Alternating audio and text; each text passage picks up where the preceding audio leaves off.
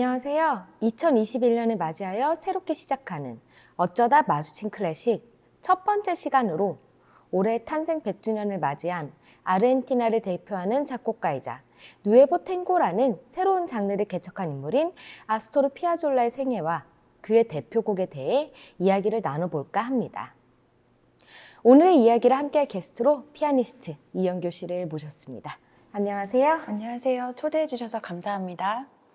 아스토르 피아졸라는 제가 굉장히 좋아하는 작곡가이기도 하지만 아마 전 세계의 사람들이 아스토르 피아졸라의 곡을 듣고서 사랑에 빠지지 않은 사람은 없을 것 같아요. 그래서 그에 관한 이야기를 이영교 씨와 함께 나눌 수 있어서 이 시간이 굉장히 즐겁게 느껴진답니다. 아스토르 피아졸라의 이야기를 시작하기 전에 2014년 소치올림픽 때 김연아 선수가 연기했던 곡이 어떤 곡인지 혹시 기억하시나요? 김연아 선수는 제가 제일 좋아하는 스포츠 선수 중에 한 분인데요. 쇼트 때는 어릿강들을 보내줘에 맞춰서 연기를 했고, 그다음에 프리스케이팅에서는 오늘 다루게 될 피아졸라의 아디오스 노니노에 맞춰서 연기했던 걸로 기억이 납니다. 네, 맞아요. 아디오스 노니노 많이 들어보셨을 것 같은데요. 아스토르 피아졸라는 바로 아디오스 노니노를 작곡한 아르헨티나를 대표하는 작곡가입니다. 그리고 또 피아졸라의 작품 하면 떠오르는 게 어떤 게 있을까요? 지금 제 머릿속에는 리베르탱고가 있네요. 맞아요. 리베르탱고가 굉장히 인기가 많은데요. 이런 곡들 때문에 피아졸라는 탱고 하면 가장 먼저 생각나는 작곡가가 아닐까 싶어요. 아스토르 피아졸라의 탄생 100주년을 맞아서 그의 일생을 함께 이야기해 볼까요? 피아졸라의 사진 혹시 보신 적 있으신가요? 네, 정말 많이 봤었는데 피아졸라의 사진을 항상 보면 반도네온이라는 악기를 들고 있는 것을 볼 수 있습니다. 사실 저희가 외형적으로 봤을 때는 우리가 쉽게 생각하는 음악가의 모습과는 조금 거리감이 있는데요. 마치 영화의 대부와 같은 그런 느낌을 많이 받았습니다. 저도 피아졸라의 사진을 보면 영화 대부에 나오는 마피아가 생각나는데요. 음악가보다는 되게 좀 마피아가 어울리는 그런 외모를 갖고 있는데 혹시 이탈리아계가 아닌가? 이런 생각을 했었어요. 근데 알고 보니까 피아졸라의 할머니랑 할아버지가 이제 성공의 꿈을 안고 아르헨티나로 이주했던 이탈리아 사람들이었다고 해요. 그리고 아르헨티나의 마르델 플라타라는 곳에서 1921년 3월 11일 아스토르 피아졸라가 태어났습니다. 근데 피아졸라는 자신의 이름을 별로 좋아하지 않았다고 해요. 왜냐하면 아버지 비센테가 지어준 이름이 아니라 아버지의 친구인 시카고 심포니 오케스트라의 바이올린 단원이었던 피아졸라라는 이름을 가진 친구의 이름을 붙였기 때문인데, 그래서 뭔가 평생 동안 자신의 이름을 그렇게까지 좋아하지는 않았다고 합니다. 그리고 또 피아졸라의 환경을 생각해 보면요. 어떻게 이런 곳에서 하는 생각이 드는데, 피아졸라의 어린 시절은 과연 어땠을까요? 피아졸라의 가족들이 함께 아르헨티나에서 미국으로 건너가서 그는 어린 시절을 뉴욕에서 보냈다고 합니다. 하지만 그가 보냈었던 어린 시절의 환경은 사실 음악가가 아니라 갱스터가 만들어진다고 해도 전혀 이상하지 않을 정도였다고 합니다. 친구랑 싸우기도 하고 또 거리에서도 싸우고 학교에서 퇴학도 당하고 갱단에 들어가기도 하면서 정말 터프한 유년기를 보냈다고 하는데요. 아이러니하게도 피아졸라는 이 미국에서 살았던 이 시기에 외부에서 음악적인 영향을 많이 받았다고 합니다. 어린 시절에 피아졸라 앞에 보이는 건 악보가 아니라 싸움이나 총밖에 없을 것 같아요. 그런데 대체 어느 것이 그 와일드했던 피아졸라를 음악으로 이끌게 되었을까요? 그것은 1929년에 미국이 대공황을 맞아서 가족들이 다시 아르헨티나로 돌아가게 됐었는데요. 그때부터 이제 피아졸라가 반도네온을 본격적으로 배우기 시작했다고 합니다. 아마 아버지한테 먼저 배우기 시작했다고 들었는데 1930년대 초에 가족이 다시 함께 뉴욕으로 오게 되면서 그의 인생에 음악이 들어오기 시작했다고 합니다. 그렇지만 겨우겨우 아까 말씀드렸던 것처럼 친구랑 싸우고 퇴학당하고 하다 보니 겨우겨우 학교를 졸업했었던 피아졸라는 무대가 아닌 사실 뭔가 링이 어울리는 복서와 같은 존재라고 할 수 있는데요. 상당한 운동신경을 갖고 있었고 심지어 갱단에 들어갈 정도였다고도 합니다. 들어보니까 굉장히 무시무시한 것 같아요. 저도 찾아보니까 실제로 피아졸라의 친구 중에 복서가 있었더라고요. 근데 그 피아졸라가 반도네온 신동으로 소개돼서 연주를 할 정도였다고 하는데 사실 상상이 잘 가지는 않아요. 그런데 이때 정말 중요한 만남이 있었어요. 사실은 피아졸라는 뉴욕 뒷골목에서 총을 쏘고 다녔을지도 모를 그런 인생으로 마감을 지었을 수도 있는데 그때 만났었던 사람이 옆집에 살았었던 헝가리 출신 피아니스트 벨라 윌다입니다. 벨라 윌다는 어떤 사람이었나요? 그분은 정말 많은 음악가들과의 인연이 있는데요. 벨라 윌다는 라흐마니노프의 제자였던 그런 헝가리 출신의 피아니스트이고 피아졸라가 벨라 윌다가 연주하는 바흐에 푹 빠지면서 클래식 음악의 매력을 느끼게 되었다고 합니다. 그래서 피아졸라가 나에게 가장 음악적으로 영향을 준 그 스승으로서 꼽았던 인물이기도 합니다. 피아졸라가 그 벨라 윌다가 연주하는 바흐의 이제 매력을 느끼게 되면서 나중에 이렇게 얘기했다고 해요. 나는 바흐를 사랑하게 되어서 제정신이 아니었다라고 말했다고 하는데 그렇게 클래식 음악을 만나게 된 피아졸라가 이제 그 뒤로 어떤 길을 걸었는지 더 들어볼 수 있을까요? 네. 사실 피아졸라의 아버지는 피아졸라에게 탱고 음악을 들려주면서 많이 알려주고 싶었다고 합니다. 하지만 클래식과 또 뉴욕의 그런 재즈에 많이 빠져 있었던 그에게 탱고는 그렇게 매력적인 음악이 아니었다고 합니다. 반도네온 연주자로 또 신동으로서 그렇게 활동하면서 탱고보다는 본인 자체는 다른 음악을 하기를 원했던 걸로 알고 있습니다. 그럼 언제 탱고가 피아졸라의 영혼을 사로잡았던 걸까요? 아마도 이제 피아졸라가 다시 아르헨티나로 돌아가서 음악 공부를 시작하고 또 탱고 밴드 연주를 들으면서 서서히 아마 자연스럽게 탱고의 세계로 빠져들었지 않았을까 생각이 드는데요. 이때 또 다른 중요한 인물이 나타나게 되는데 그분은 바로 오늘날 쇼팽 연주로 유명한 피아니스트 아르투르 루빈스타인이라고 합니다. 아르투르 루벤슈타인은 지금 말씀하신 것처럼 쇼팽 스페셜리스트로도 유명하지만 굉장히 여러 음악가를 발굴했던 인물로도 유명해요. 그런 루빈스타인과의 만남이 피아졸라에게 어떤 영향을 주었나요? 루빈스타인은 어떻게 보면 다리와 같은 역할이 됐던 것 같은데요.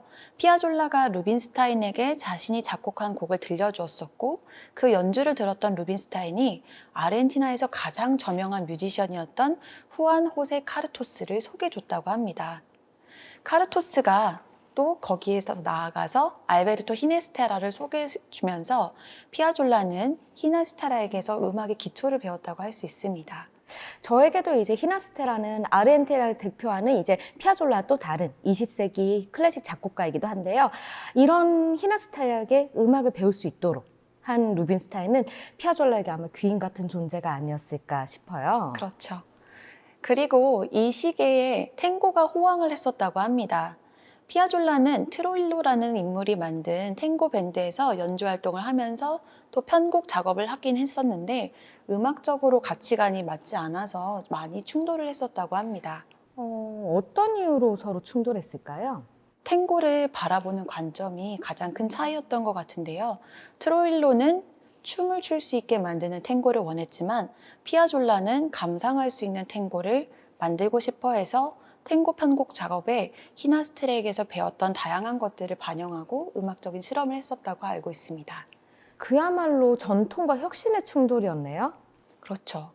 그래서 피아졸라의 실험은 그때 당시는 실패로 끝났다고 해도 과언이 아니라고 할 수 있는데요.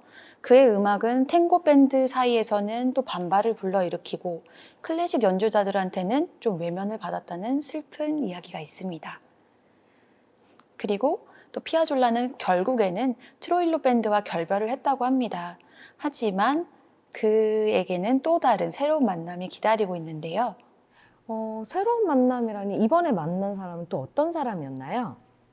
이번에 만난 사람은 현대 음악의 어머니라고 불리는 나디아 블랑제입니다. 피아졸라가 자신의 곡 심포니 부에노스아이레스로 파비엔 세피치키 대회에서 1등을 차지하면서 1년간 프랑스 정부의 장학금을 받게 되면서 반도네온을 챙겨서 파리로 유학을 가게 되는데요. 그때 만났었던 사람이 바로 나디아 블랑제입니다. 나디아 블랑제는 저희가 알고 있는 그 인상주의의 또 포레 작곡가의 제자이기도 하고 미국 작곡가인 아론 코플랜드를 길러낸 스승이자 또 스트라빈스키의 친구였다고도 합니다. 그래서 이제 피아졸라의 인생을 송두리째 바꾼 그에게 있어서는 세 번째 스승이자 어머니와 같은 존재라고 할 수 있습니다. 나디아 블랑제는 사실 이제 그 클래식 음악을 연주하는 사람들한테는 이제 좀 이제 현대 작곡가로 비춰질 수 있는데, 또 알고 보니까 이렇게 되게 많은 현대 음악 작곡가를 만들어낸 그야말로 이제 정말 어머니라고 불릴만한 스승이었던 것 같아요. 그런 나디아 블랑제가 피아졸라에게 어떤 영향을 주었을까요? 그의 음악에 있어서 작곡은 훌륭하지만 감정이 없다라는 평가를 많이 했다고 합니다. 제가 그런 말을 들었으면 나디아 블랑제 앞에서 울었을 것 같아요. 맞아요. 사실 나디아 블랑제는 피아졸라한테 어떤 음악을 다룰 줄 아냐고도 물어봤었고, 그때 피아졸라의 대답은 저는 탱고를 다룰 줄 압니다, 이렇게 얘기를 했었대요. 하지만 블랑제가 생각했었을 때 피아노라는 악기는 탱고에 어울리지 않다고 생각을 했어서 너가 다룰 수 있는 악기는 무엇이니? 라고 물어봤다고 합니다. 그때 대답은 당연히 반도네온이었다고 하죠. 그래서 블랑제는 피아졸라에게 연주를 시켰고, 또 그의 연주를 들었었던 블랑제는 이거야말로 피아졸라야, 절대 탱고를 그만두지 말게라고 당부를 했다고 합니다. 그래서 우리가 알게 되는 그런 새로운 탱고 작곡가인 피아졸라가 탄생하게 됐네요. 그렇죠. 나디아 블랑제에게서 큰 동기를 받고 또 자신감을 회복했었던 피아졸라가 이 시기에 많은 곡을 작곡하고 또 음반을 발매하게 되면서 유럽에 그 이름이 널리 알려지게 되었다고 합니다. 우리가 보통 피아졸라 하면 이제 리베르 탱고가 사실 제일 많이 떠오르긴 하는데, 이때 이제 유럽에 알려지게 되면서 그때 당시에 작곡했던 곡들은 어떤 곡이었나요? 대표적인 곡으로 볼 수 있는 것은 브라운과 블루, 또 피카소를 대표적인 곡으로 볼 수 있는데요. 이 곡들이 피아졸라의 이름을 알리게 됐었던 계기가 되었던 작품이라고 합니다. 혹시 피카소라면 우리가 생각하는 그 화가 피카소 맞나요? 그렇죠. 그러니까 되게 바흐를 존경했던 피아졸라가, 제가 언뜻 들었을 때는 그 바흐에 관한 곡도 좀 이렇게 작곡을 했었다고 해요. 근데 이 시기에 이렇게 그런 화가에게 헌정하는 곡을 작곡했다니 되게 놀라울 따름입니다. 그렇다면 되게 유럽에서도 유명했던 피아졸라인데 조국 아르헨티나에서도 굉장히 인기가 많았을 것 같아요. 이게 아쉽게도 그렇지는 않았습니다. 피아졸라가 아르헨티나에서 유명해지게 된 것은 1970년대 이후로 볼 수 있는데요. 이제 프랑스 유학을 마치고 아르헨티나로 돌아온 그의 인생은 사실상 고난과 투쟁의 역사라고 볼 수 있습니다.